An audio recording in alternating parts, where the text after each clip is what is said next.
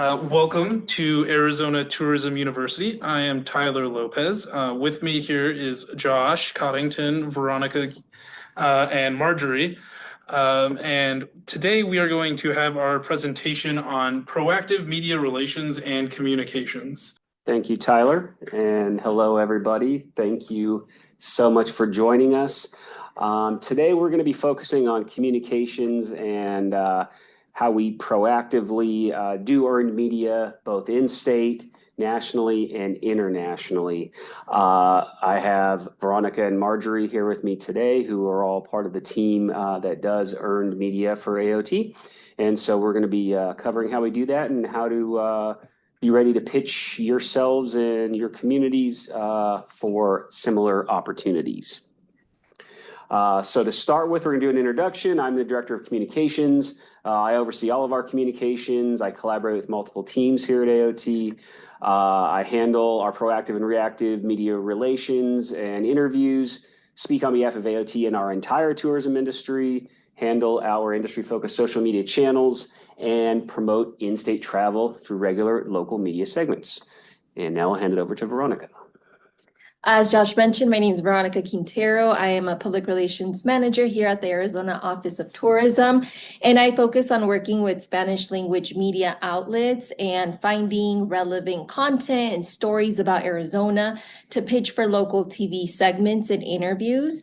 I also assist with translating press releases and also with our biweekly Tourism Tuesday newsletter.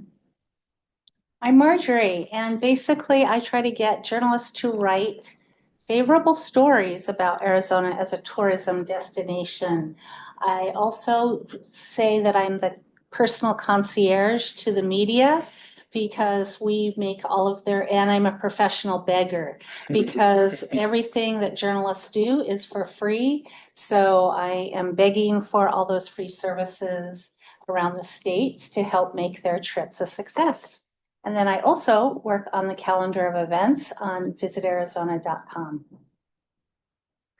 Thanks, Marjorie. So to go through our agenda, it's going to be pretty simple. We're going to talk about local media first and how to increase your chances of being featured. And then we're going to do the same thing for national and international media efforts with Marjorie. And then we'll leave some time for questions and discussions. All right, let's start it right off with local media. So we're going to start with the AOT mission, and I like to share this because it really highlights why we do what we do and our goals: stabilize and strengthen local economies, protect our environmental and cultural resources, create a meaningful visitor experience, enhance quality of life for Arizonans, and of course, that's all through tourism collaboration, promotion, and development. And I like to share this just because it shows why we do what we do, and we can follow that up with the strategies as to how we achieve that. So for the local communications team or local media relations team, we support the mission through two primary functions. That is, of course, promoting in-state travel by Arizonans to communities, attractions, and experiences throughout the state. We try to cover all counties. We try to cover all things. And so we're really encouraging a lot of people who live in Maricopa County to travel throughout Maricopa County and, of course, outside of Maricopa County. And then the second thing right next to that is, of course, communicating the value of tourism as a primary driver of the economy that positively impacts every county, city, and town. And I try to say that phrase in every interview I do, and I have yet to ever be challenged on it not being true. So I always like to use that when I'm talking about Arizona. So going forward, something that many of you are probably already aware of is that the primary visitors to Arizona are, drumroll, Arizonans. And you may find it interesting to know the numbers behind that, which is out of our 45.7 million visitors in 2023, that includes both domestic and international visitors, 11.7 million of them were Arizonans visiting other parts of Arizona. Now, that includes all Arizonans, and it includes people who travel 50 miles outside of where they live and stay for at least one night. So that's how you count as being a visitor to another place in Arizona. Now, that accounts for about 25% of our total overnight visitation, which is a huge number and, of course, is extremely important. And I also included our metrics on there, and they're kind of vanity metrics, but really just to show you that our approach here is successful. And this is, of course, all earned media, but that we get a lot of coverage for our state. So as you would imagine, this is what drives our local media strategy. And to put it really in its simplest form, I try to take every opportunity I can to speak positively in the media about Arizona locally and also in some trade publications. And I talk about the value of tourism, and I also talk about and encourage Arizonans to visit other parts of Arizona. Right now, fortunately for me, I do 3 regular monthly TV segments That's gonna bug you. Too bad. I don't in have the a. Phoenix area. That I don't I have do my 3 phone. segments in the Phoenix area that cover local things to do. The first one is going to be on the first Friday of the month. I talk to Arizona's family on their afternoon show about things to do in Arizona.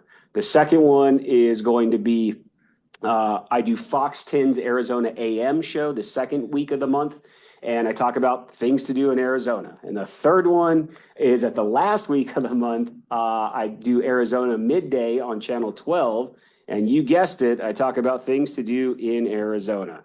And I'm only sharing this to tell you that I have a lot of opportunities to talk about things to do and experience throughout the state. And I'll come back to that in a little bit. But luckily, I am not the only one that does this. Also, I have my brilliant colleague, Veronica Quintero, who does an exemplary job at extending our reach to a market that we were kind of missing before, which is people in our state who primarily speak Spanish. So I'm going to turn it over to Veronica to share a little bit about what she does. Yeah, so very similar to Josh, I also have reoccurring monthly segments, primarily on Telemundo and Univision. I've also done interviews with La Onda Radio and 12 News in Spanish, which is their digital platform, fairly new. So I'm serving as a spokesperson in Spanish, and that's important because it allows me clear, more effective communication with Spanish language speakers in their native language here in Arizona. So the goal with that is reaching audiences who prefer or exclusively speak Spanish to improve engagement. And also with this bilingual promotion, we're ensuring equal access to information and also encouraging a wider range of visitors to explore the state's offerings and making sure that this information that we're sharing, once again, is being communicated to them in their native language.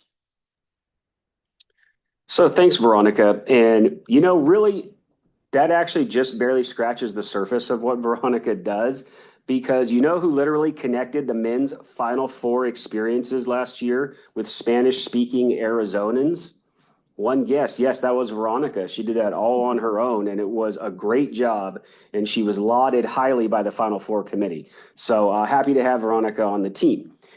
So now, working with AOT for local media. As you probably would guess, there's no Arizona to promote without our amazing people, our local communities, parks, businesses, attractions, and regions. Basically, without you all and what you do, we don't have an Arizona to promote. And so, of course, I always want to talk about the newest and bestest, any-ists out there. I want to know about them and I want to talk about them. And so does Marjorie also. So how do you work with us? The number one thing I encourage you to do is, it's probably pretty obvious, but it's keep us informed about new, updated, revamped, reimagined things, attractions, experiences, anything that you do. I want to know about it because I can use those things in the segments that I do on a regular basis.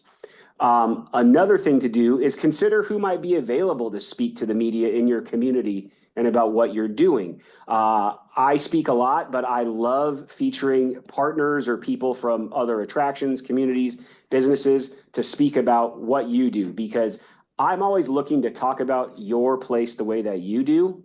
And so if I can get you to do it yourself, that's great. And it's not just me talking. So I also love that. And I also encourage you to always ensure we know about things that are upcoming or that are on the horizon, because we have so many outlets to share them with. And we also love doing preview segments or things that are exciting and that are upcoming. And since you guys are all the experts in those things, I encourage you to make sure that you let us know about them.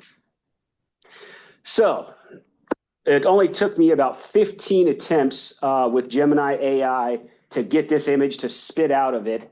And I told it to give me an image of the sun, a saguaro cactus, and a pine tree all hugging each other. And the reason why is it's because it represents that's the way that I see Arizona, the way that it exists in my heart, which is we are a harmonious destination of varied terrain that all work together to love and promote each other. And the more we communicate together, the better off we all are. And so I'm also happy to take feedback from anybody on this call or any suggestions, or if you have anything for me that would help me be a better partner to you, I'm also always happy to hear that as well. So after Marjorie does her presentation, we'll have some time for that as well. Thank you. All right. He's talking about all that happens within Arizona, and I work with all the media outside of Arizona. So we have actually more than 7 countries. We have representation firms. I say that because our German speaking office in Germany also covers Austria and Switzerland. Australia has media relations on a per project basis, but these other countries all have media people that work full-time for us to expand your message as well. So what do journalists ask for? What's new?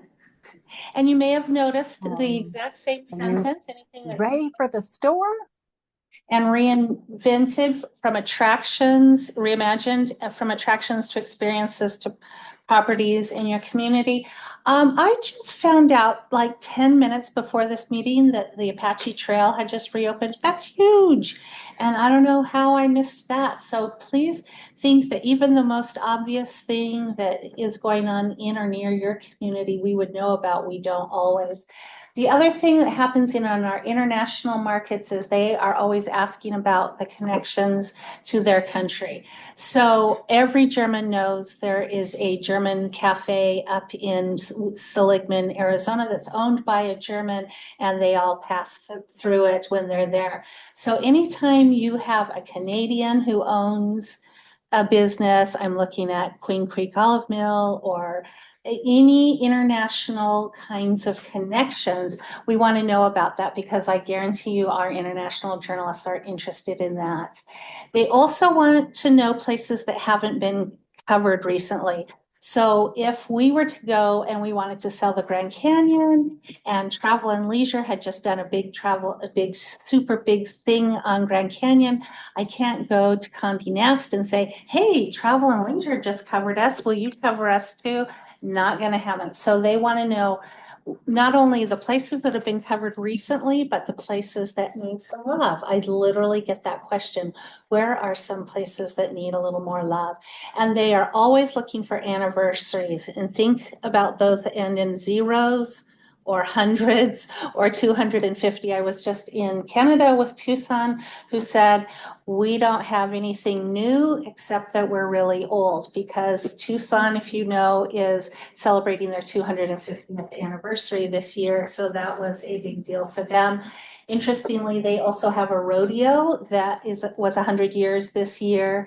And one of our German representatives caught wind of that, and out it went, and it got covered. So anything that are big anniversaries, we try to let people know well ahead enough in time that travelers from international markets can participate if they want, or that publications can write about it if they want. And then where do we find out what journalists are looking for? I would recommend sourcesofsources.com, and you can go, and there are journalists who go on there and say, hey, I'm looking for hotels that have blah, blah, blah, or I'm looking for interviews for whatever. But I would say, even if you're not going to follow it regularly, because this comes out 3 times a day, way too often, if you ask me, but it gives you an idea of what kinds of things journalists are looking for. The other thing I want to say is that sometimes people feel like journalists are lazy because we have to spoon feed them so much information. They want to know why we're sending them the info. Why is the Grand Canyon important? It's been there for 100 years, or thousands of years. If it's 100-year-old anniversary, sorry. Well, they want to know that is the reason we are highlighting them right now. And they need quick bullet points, 3 to 4 sentences. If possible, you can look at their style, what their length of that they might include. They need images, and preferably this as a link. They don't want to have to go into your photo library and find the pictures that they're looking for. If you're telling them about something that you have, they want a link to that. They don't need just 3 or 4 sentences. They need more information, but start with your 3 or 4 sentences and then add the rest of your information below if you need to.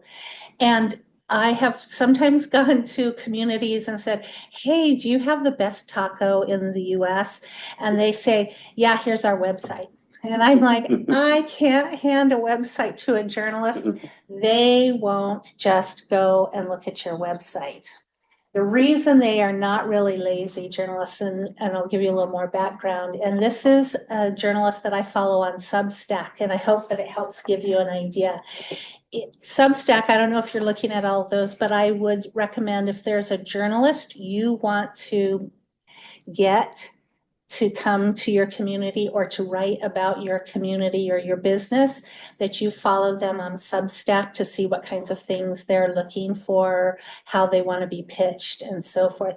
Anyway, she said, a top-tier pub asked me to pitch them, and if I blast that pitch out, I'll likely get hundreds, if not thousands, of pitches. And she said she's not paid for her time to review, craft, send, follow up, blah, blah, blah. So she doesn't always send out mass blast out calls. She said a recent National Geographic wildfire call pitch resulted in hundreds pitches in the first 24 hours. And the piece pays $125. So you do the math. If you get 100 pitches, how long is it going to take you to just sift through them all, especially if somebody is not bullet pointing and giving you 3 or 4 sentences? It's just not worth it for her financially. So if you have gotten to the point where you're sifting through pitches is so time consuming, she becomes very selective. So no cookie cutter press releases.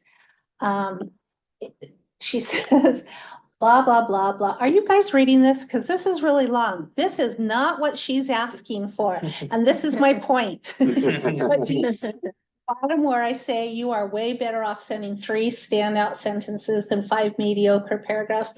I put all of this information in there so you could see that it is difficult to sift through. And we're just talking about one little idea here. So that's why you want to really make your pitch a little stand out. Very well done. Yeah, great. Really drove that home.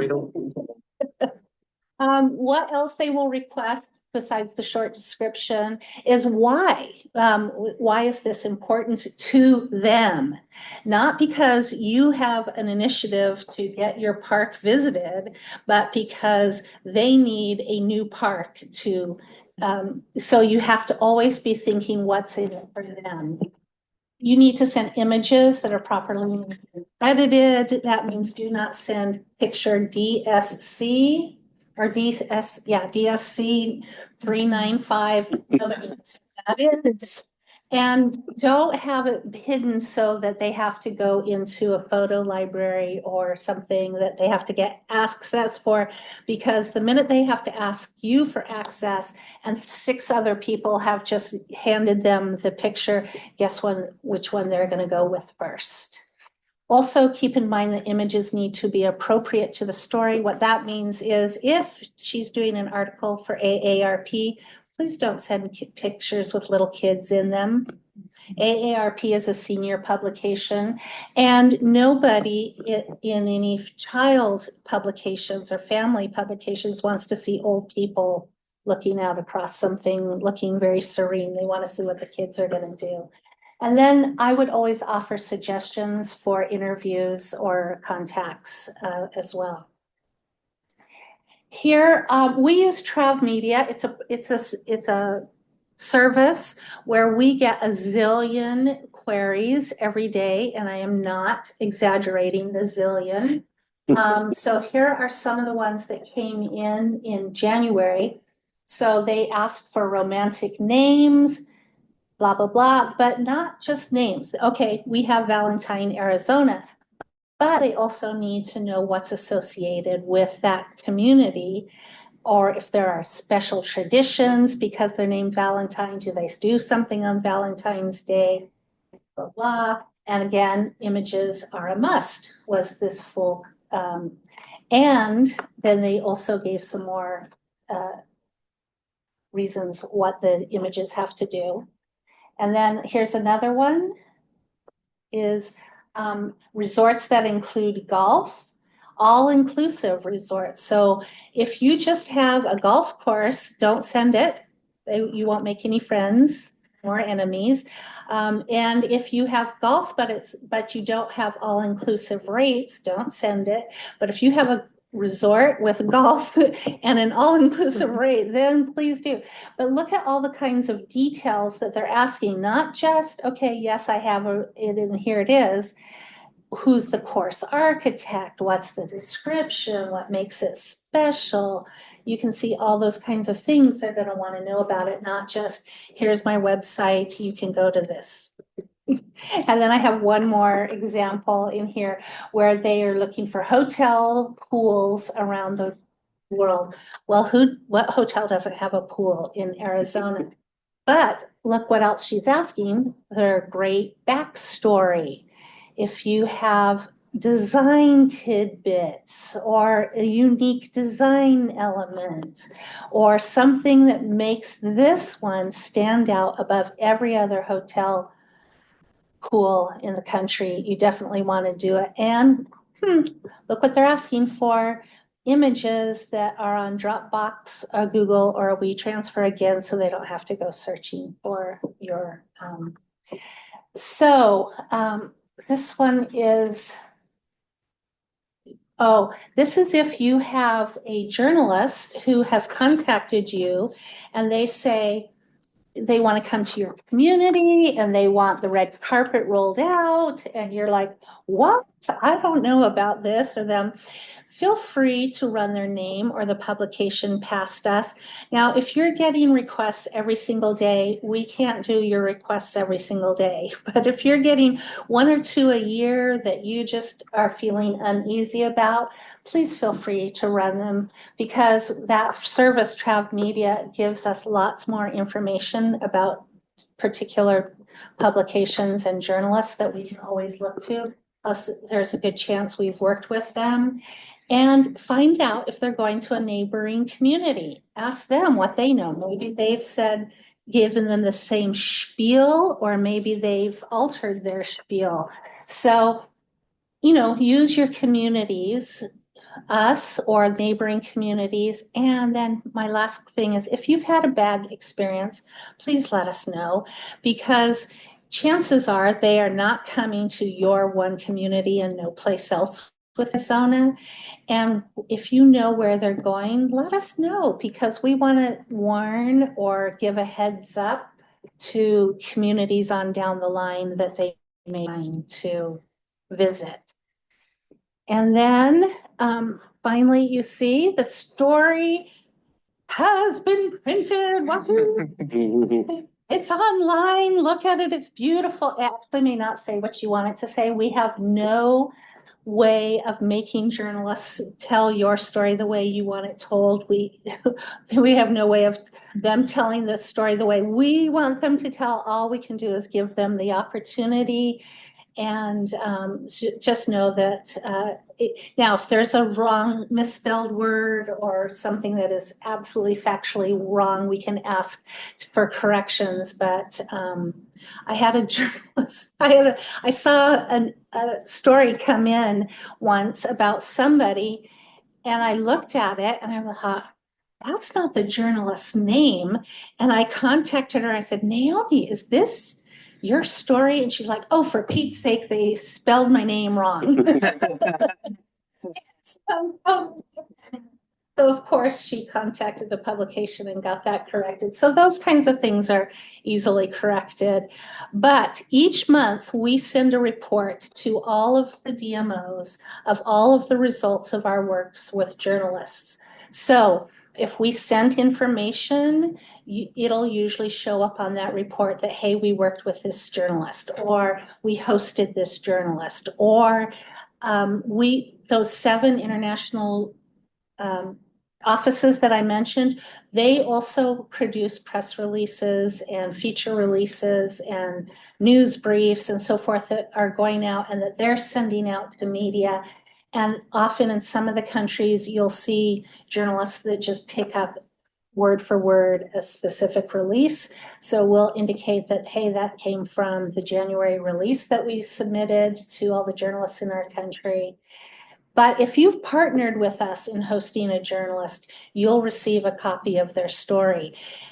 If you are a specific hotel or restaurant, we may not reach out to you, but we'll definitely reach out to your community who made all the arrangements on your behalf. So unless you, and the same goes for talking about community.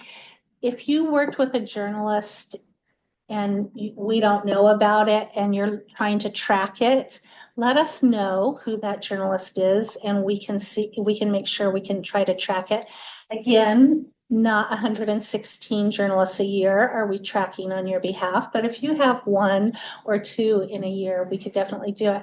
And I did not begin by saying in all of this that what we do in our division is we work primarily with print and online journalism. We leave the social media to the social media team. So if you if you are getting called or contacted by a social media person, I am not, or our team is not the best person to tell you much about them. Our social media team can look at that, but definitely for all the print and online publications. I guess I should have mentioned that earlier. Yes. And just a friendly reminder, we do have ATU on our website. Veronica and Jordan delivered that last month.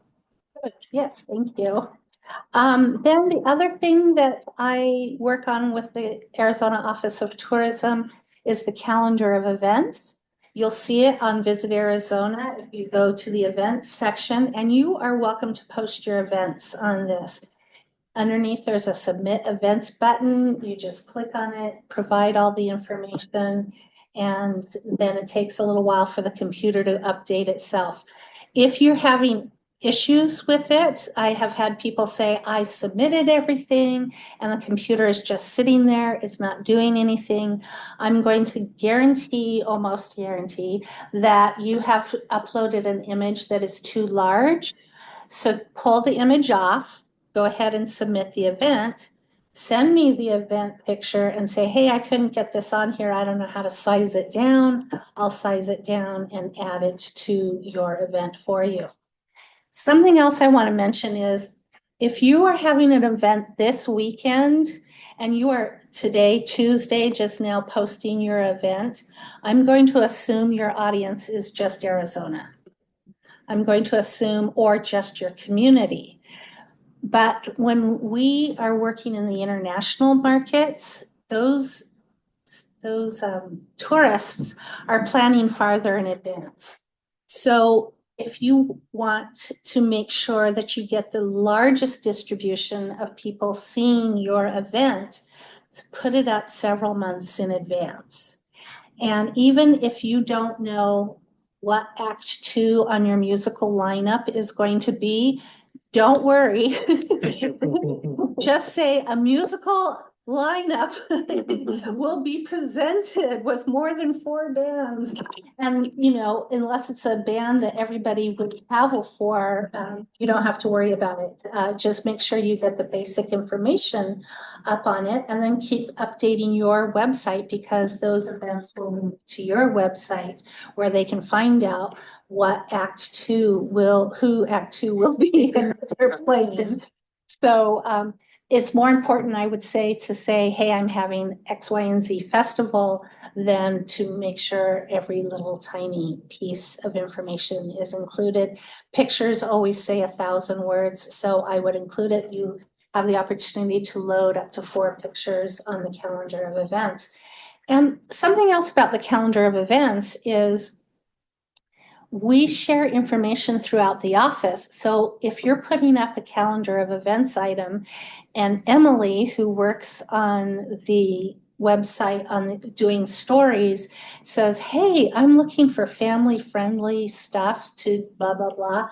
And I'm like, oh my gosh, this event just posted. You'll want to know about it. You might be able to use it in yours. So know that whenever you share anything with anyone in the office, we're sharing it around as best we can, so that Josh knows, oh, I'm going to start doing my segment this month on family friendly, because everybody's all of a sudden collecting all of that. So that is kind of what it is. And I talked really fast, and I don't like it when people talk really fast. So I hope you understood me. And I hope it wasn't too quickly, and I'm certainly open to taking any other questions, comments, critiques, praises, whatever. We got one chat. So Chrissy Clark asked, do you have to be a DMO to submit an event to the calendar of events? Absolutely not. Anybody can do it. As a matter of fact, we have finally Flagstaff, Ryan and Flagstaff sent out and said, hey, to all of their event submitters, you're welcome to submit your stuff directly to the Arizona Office of Tourism's calendar. So yes, so keep in mind that if you have a local spaghetti feed that your Boy Scout troop is doing, not sure that's even pulling people from Maricopa County to a rural community to do it. But fairs and festivals and concerts definitely might be of interest to people. And so wine tasting festivals, I should say, if it's an ongoing kind of activity, we don't include that on the calendar of events. These are usually your special weekend events, or maybe a 2-week run kind of an event. But yes, anybody is welcome to. And if you want to tell your community members, hey, this is a resource you can access, please feel free to do so. Okay, I have a couple of questions. I guess this is for Josh and Veronica. How would you establish relationships with media outlets so you can have like a regular session or a regular discussion with them? That's a good question. I guess I can start with that. And for me, I am also a former reporter before doing this job. And so what I would say is, first of all, identify a reporter who you think might even be open to covering your attraction, your event, your community. And that is just by watching people at different outlets and what they post about. But say you already know somebody who you want to build a relationship with, I would say invite them out for coffee, or invite them to for lunch, and be ready to just talk to them, to get to know them, and almost treat it as though you're interviewing them about what they like to cover, what they don't like, things they're interested in. It doesn't necessarily have to be a pitch situation, but just establishing that relationship. I find that most reporters that I work with, and I've been able to establish relationships with a lot of them, is that they want to cover things in Arizona and they want to cover things in tourism because tourism is fun and awesome. One example I have of that is there's a reporter that works at Channel 12 who I see almost every time I'm in there, and she is not necessarily on the program that I'm on, but her role has evolved into going out and covering things in Arizona. And she's always asking me to proactively reach out to her and set her up with things that are off the beaten path or that are hidden gems, because she wants to cover those things and she just needs to know about them. And if you have interesting people in your community that do interesting things or that have been doing something for a long time or are one of the only people that does this thing, talk to them and be ready to share with them. But really, in building that relationship, I find that positioning yourself with a reporter as a source of information first, meaning that they can reach out to you and talk to you about things, even if it's not necessarily for a story that's going to be published, is a great way to build the relationship to then be able to reach out to them when you have something that you want them to cover, that they would be more open to that when you've already put the time in to build a relationship. On the Spanish side, I think what has helped me establish those regular segments as a guest and as the authority in tourism here in Arizona for Spanish speakers is that I used to work at Telemundo, but also knowing the limitations of Spanish language media outlets. They are a very small fraction of the staff that make up the stations that are part of the general market. So knowing that, while it can make it a little bit more challenging, I think I have great insight and I know what it takes to get on the channel, to get on their programming. Because I've been in that newsroom. So a lot of times I'm the one editing the video for them. The B-roll that's going to be used during my segment, I write out all my talking points, make sure they're translated correctly. I literally write out what's called the CG, which is what you see on screen. Basically the lower third, the title or the main information that's airing as you're talking.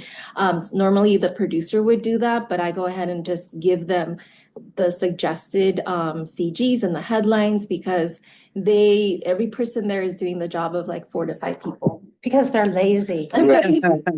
Say that connects perfectly with what Marjorie was saying.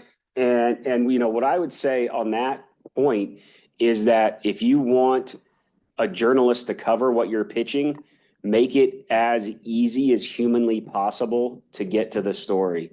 And that is setting up the images, naming the image files appropriately, giving a credit of who the image is from, boiling the story down to 3 or 4 bullet points. When you make it as easy as possible, you're really upping your chances of getting coverage. To jump in and say, although we have these representation firms in all of these countries, we actually go to these countries periodically to meet with the journalists directly as well, because we want to see some FaceTime with them and we're able to make recommendations. In January, I was in New York meeting with a bunch of journalists all at one time. One journalist said, "Hey, I really love to cover stories that are conservation and animal oriented." And Game and Fish sent me something about how they're pulling out fish out of the Colorado River that are invasive, but they're sending them to some tribal lands for food and I forwarded that to her and I said, "Just thought you might think this is interesting." And she's like, "Oh my gosh." She said, "I can't write about it now, but that's really good." So that's the other thing is this is a really long game. You cannot probably go to lunch with a journalist and then the next week they write a story about you. This is a long game that you have to make these relationships with over time, and then you will eventually know just the right thing to send somebody that will spur a story. Well, on that note, another question for Marjorie. You mentioned that journalists don't want to write about something that was recently covered. Where Right. can you go about finding your community's recent coverage? for themselves. Hopefully they know, hopefully you're reading enough of what, first of all, you need to figure out who your audience is. And I would say for most communities in Arizona, their audience is coming from Arizona. So you're going to want to read Arizona publications to absolutely see. If you want to say, yes, my goal is to be in travel and leisure, that's a super long game. That's what we hope for too. But it takes a lot of time and effort to get into one of those. And then they are often looking for luxury. Are you a luxury product? You know, just because you want to be in travel and leisure doesn't mean you're going to get it if you're not basically a luxury product. As a matter of fact, I spoke to the editor and I told her about someplace, and she wanted to go to someplace in Arizona, and I said, they do not have travel and leisure audience accommodations. And she said, that's okay, it's the experience. And I'm like, okay, perfect, let me keep telling you. And so kind of know your audience and what they are writing about. And what was your question? I'm not answering it. Just where to find it, like if you're looking. Yeah, so you're gonna wanna look at the publications that you wanna be in. Start locally and then keep going out and keep providing us information, because I had, I'll give another example. A couple of years ago, Pinal County opened a new county park. I'm like, oh, that's nice, whatever. But I dutifully sent it out to all my reps, and the German reps like on top of it and got coverage for this Pinal County Park because it was outdoors and her audience loves outdoors. So that, you know, is kind of knowing, so always be sending everything, because that wasn't the same message that another country or another audience might have needed. So always send everything. And I would add one thing to that is something that you can do that's free to track your own coverage is to just set up a Google alert for your own town or attraction's name. And the good thing about that is that it's literally free, and you can tell Google to send you an email with anything that is in your alert every day or multiple times a day or once a week or whatever. And to me, that is a zero cost way to track what is being written about your community. Or even if you have a special event coming up, just create a Google alert for a week or two that has the name of that event in it. And it's really a great way to find out what's being written about your community basically everywhere for no cost other than having a Google account. And if you have a relationship with your DMO, if you're not to the DMO, ask them to look at the report that we send out with all of the articles, and you'll start seeing, wow, Germany really writes about the Old West and Western and outdoors. So, and that's me. So I want to make sure I'm getting my information to the German market. You know, some of our markets are more valley based. And then so if you're looking at it, even though the articles may not be about you, you can see what is resonating with journalists in general and see, I could maybe hook onto that to be included as well. So if you think of any questions after the conclusion of the presentation, send it to our email address at atu@tourism.az.gov. Again, that's atu@tourism.az.gov. And just as a reminder, we will be posting this on our website. And thank you once again.